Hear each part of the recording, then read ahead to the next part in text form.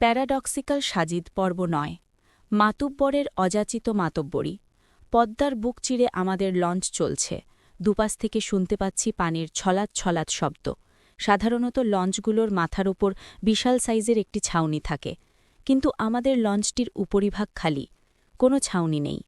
আকাশটা একদম উদম, উপরে তারা নক্ষত্র ভর্তি সুবিশাল আকাশ, নিচে আছে স্রোতস্বিনী পদ্মা। চাঁদের প্রতিফলিত আলোতে নদীর পানি ঝিকমিক ঝিকমিক করছে। সে এক অদ্ভুত সুন্দর দৃশ্য। আমরা যাচ্ছি রসুলপুর গ্রামে, বরিশাল জেলার মেহেন্দিগঞ্জ উপজেলার প্রত্যন্ত একটি গ্রাম। সাজিদের অনুরোধ, এবারের কোরবানির ঈদটা তার সাথে তাদের বাড়িতে করতে হবে, তাই যাওয়া।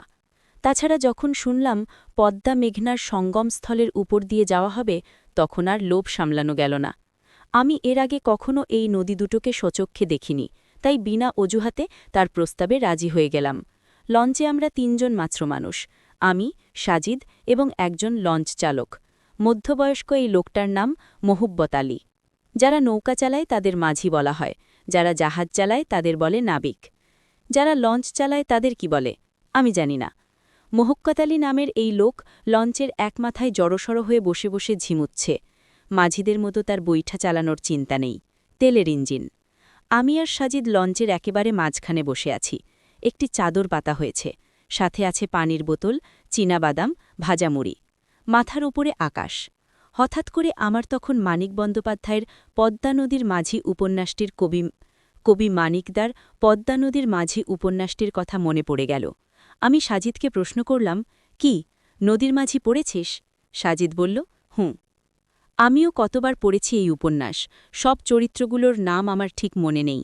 তবে উপন্যাসের নায়কের বউটা ল্যাংড়া ছিল এবং নায়কের সাথে তার শালিকার পরকীয়া প্রেম ছিল, এই ঘটনাগুলো আবছা আবছা মনে করতে পারি। সাজিদ আমাকে বলল, হঠাৎ উপন্যাসে চলে গেলি কেন?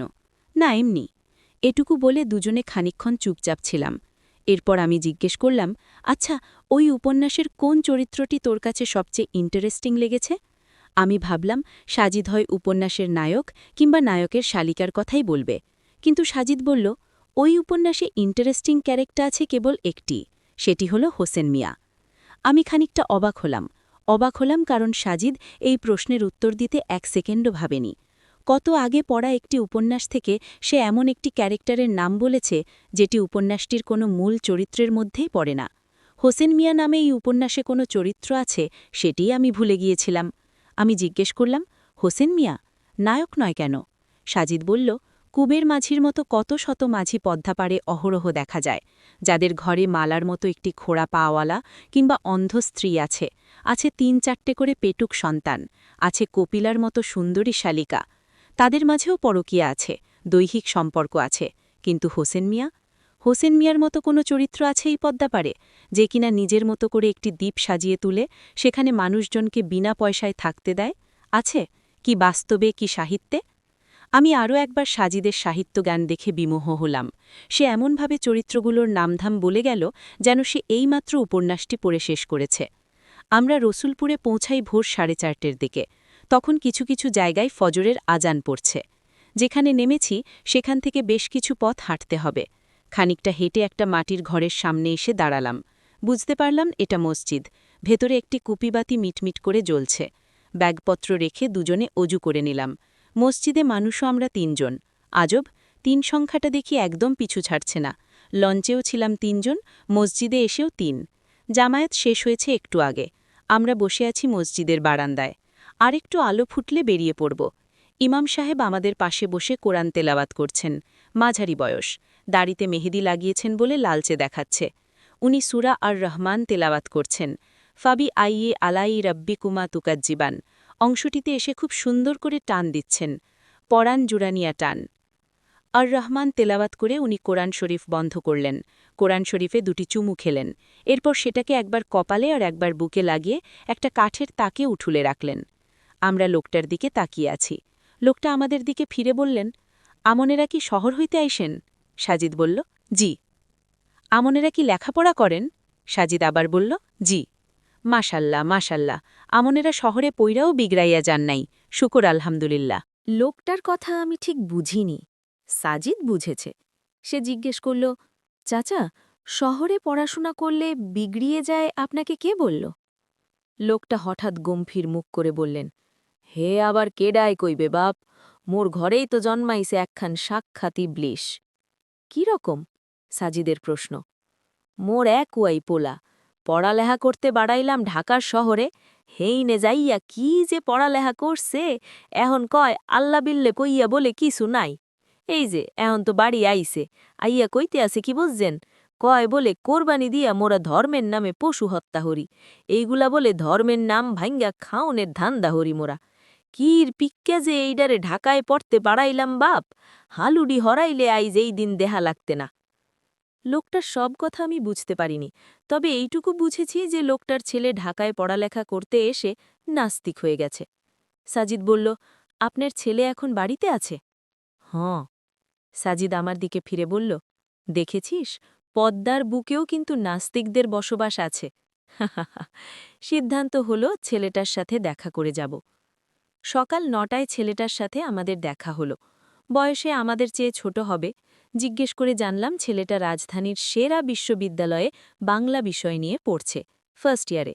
নাম মোহাম্মদ রফিক। সাজিদ রফিক নামের ছেলেটার কাছে জিজ্ঞেস করল, কুরবানি নিয়ে তোমার প্রশ্ন কি? ছেলেটা বলল, এটা একটা কুপ্রথা, এভাবে পশু হত্যা করে উৎসব করার কোনো মানে হয়? সাজিদ বলল, তুমি কি বিজ্ঞান সম্পর্কে কিছু জানো? ছেলেটি চোখ বড় বড় করে বলল, আপনি কি আমাকে বিজ্ঞান শিখাচ্ছেন নাকি?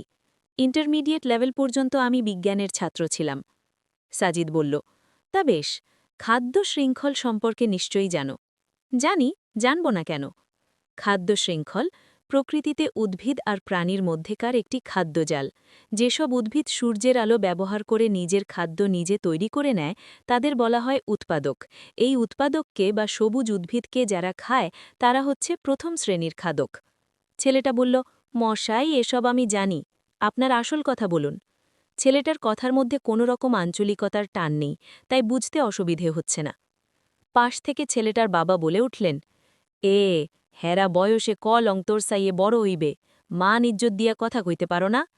ছেলেটা তার বাবার দিকে তীক্ষ্ণ দৃষ্টিতে তাকালো। সেই দৃষ্টিতে পড়াশোনা জানা ছেলের মূর্খ বাবার প্রতি অবজ্ঞার ছাপ স্পষ্ট। সাজিদ বলল, বেশ, তোমাদের গরু আছে? আছে। কয়টা? ছেলেটার বাবা বললেন, বাপ, মোগো গরু আছে ৫ খান, ২টা গাই, একুয়া রেড গরু, লগে আবার বাছুরও আছে ২টা। আচ্ছা রফিক, ধরো তোমাদের যে ২টি গাভী আছে, তারা এবছর ২টি করে বাচ্চা দিল, তাহলে তোমাদের মোট গরুর সংখ্যা হবে ৯টি। ধরো এরপরের বছর গরুগুলো আরও ২টি করে বাচ্চা দিল, মোট গরু তখন ১৩টি। এরপরের বছর দেখা গেল বাছুরগুলোর মধ্যে থেকে ২টি গাভী হয়ে উঠল, যারা বাচ্চা দেবে। এখন মোট গাভীর সংখ্যা ৪টি। ধরো ৪টি গাভী এর পরের বছর আরও ২টি করে বাচ্চা দিল, তাহলে সে বছর তোমাদের মোট গরুর সংখ্যা কত দাঁড়ালো? ছেলেটির বাবা আঙুলে হিসাব কষে বললেন, ১৯টা হইবে। সাজিদ বলল, বলো তো রাফিক, ১৯টা গরু রাখার এত জায়গা তোমাদের আছে কিনা? ১৯টা গরুকে খাওয়ানোর এত সামর্থ্য, পর্যাপ্ত ভুসি, খইল, ঘাস আছে কিনা তোমাদের? না, ছেলেটা বলল। তাহলে আলটিমেটলি তোমাদের কিছু গরু বিক্রি করে দিতেই হবে। এদের যারা কিনবে, তারা তো গরু কিনে গুদামে ভরবে না, তাই না? তারা গরুগুলোকে জবাই করে মাংস বিক্রি করবে, গরুর মাংস আমিষের চাহিদা পূরণ করবে, আর চামড়াগুলো শিল্পের কাজে লাগবে, তাই না? হুম। এটা হলো প্রকৃতির ব্যালেন্স। তাহলে প্রকৃতির ব্যালেন্স ঠিক রাখার জন্য পশুগুলোকে জবাই করতেই হচ্ছে, সেটা এমনি হোক অথবা কুরবানি করে। ছেলেটা বলল, সেটা নিয়ে তো আপত্তি নেই, আপত্তি হচ্ছে এটাকে ঘিরে উৎসব হবে কেন? সাজিদ বলল, বেশ, উৎসব বলতে তুমি হয়তো মিন করছো যেখানে নাচ গান হয়, ফুর্তি হয়, আড়াম আপ্তি হয়, ড্রিঙ্কস হয়, মিছিল হয়, শোভাযাত্রা হয়, তাই না? কিন্তু দেখো, মুসলমানদের এই উৎসব সম্পূর্ণ ভিন্ন। এখানে নাচগান নেই, আড়াম আপ্তি নেই, ড্রিঙ্কস নেই, মিছিল শোভাযাত্রা নেই। আছে ত্যাগ আর তাকওয়ার পরীক্ষা, আছে অসহায়দের মুখে হাসি ফোটানোর প্রাণান্তকর চেষ্টা তদবির। সমাজ থেকে শ্রেণী বৈষম্য দূর করে ধনী গরিব সবার সাথে আনন্দ ভাগাভাগি করে নেওয়া হয়। এরকম উৎসবে সম্ভবত কার্ল মারেরও দ্বিমত থাকার কথা নয়। কার্ল মার্কসকে চেনো? এরপর ছেলেটা কিছুক্ষণ চুপ করেছিল, তারপর বলল, আরজালি মতুবরকে চেনেন আপনি? সাজিদ বলল, হ্যাঁ, চিনি তো। কোরবানি নিয়ে উনার কিছু যৌক্তিক প্রশ্ন আছে। কি প্রশ্ন বলো? ছেলেটা প্রথম প্রশ্নটি বলল। সেটি ছিল, আল্লাহ ইব্রাহিমের কাছে তার সবচাইতে প্রিয় বস্তু উৎসর্গের আদেশ দিয়েছিলেন, কিন্তু ইব্রাহিমের কাছে সবচাইতে প্রিয় বস্তু তার ছেলে ইসমাইল না হয়ে তার নিজ প্রাণ কেন হল না? সাজিদ মুচকি হেসে বলল, খুবই লজিক্যাল প্রশ্ন বটে, কিন্তু কথা হলো আল্লাহ যে ইব্রাহিম আলাহিসাল্লামকে ওনার প্রিয় বস্তু উৎসর্গের জন্য বলেছিলেন, এমন কোনো প্রমাণ পাওয়া যায় না। যাই হোক, ধরে নিলাম যে আল্লাহ ওনাকে সবচাইতে প্রিয় বস্তু উৎসর্গের জন্য বলেছিলেন।